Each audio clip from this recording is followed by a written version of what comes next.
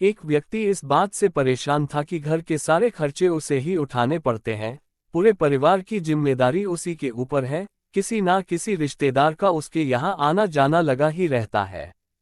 इन्हीं बातों को सोच सोचकर वह काफी गुस्से में रहता था।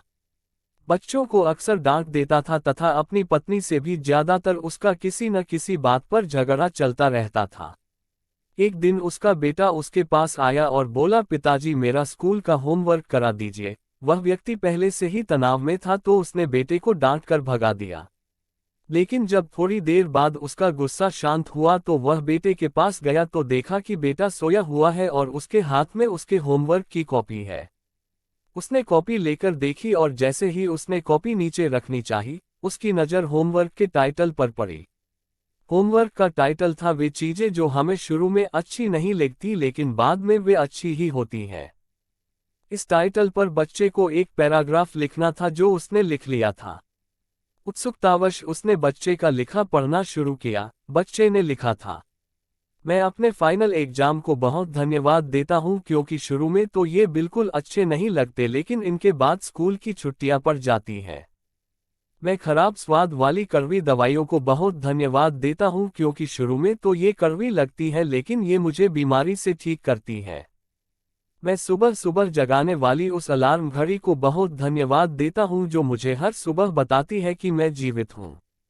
मैं ईश्वर को भी बहुत धन्यवाद देता हूं जिसने मुझे इतने अच्छे पिता दिए क्योंकि उनकी डांट मुझे शुरू में तो बहुत बुरी लगती है लेकिन वो मेरे लिए खिलौने लाते हैं, मुझे घुमाने ले जाते हैं और मुझे अच्छी अच्छी चीजें खिलाते हैं और मुझे इस बात की खुशी है।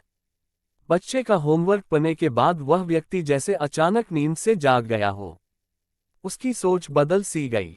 बच्चे की लिखी बातें उसके दिमाग में बार बार घूम रही थी।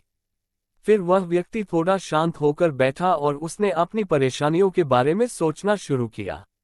मुझे घर के सारे खर्चे उठाने पड़ते हैं, इसका मतलब है कि मेरे पास घर है और ईश्वर की कृपा से मैं उन लोगों से बेहतर स्थिति में हूं जिनके पास घर नहीं है।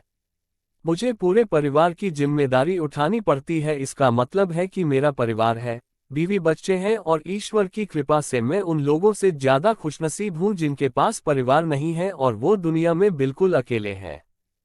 मेरे यहाँ कोई ना कोई मित्र या रिश्तेदार आता जाता रहता है, इसका मतलब है कि मेरी एक सामाजिक हैसियत है और मेरे पास मेरे सुख दुख में साथ देने वाले लोग हैं। हे मेरे भगवान, तेरा बहुत बहुत शुक्रिया। मुझे माफ करना, मैं तेरी कृपा को पहचान नहीं पाया। इसके बाद उसकी सोच एकदम से बदल गई, उसकी सारी परेशानी, सारी चिंता एकदम से जैसे खत्म हो गई।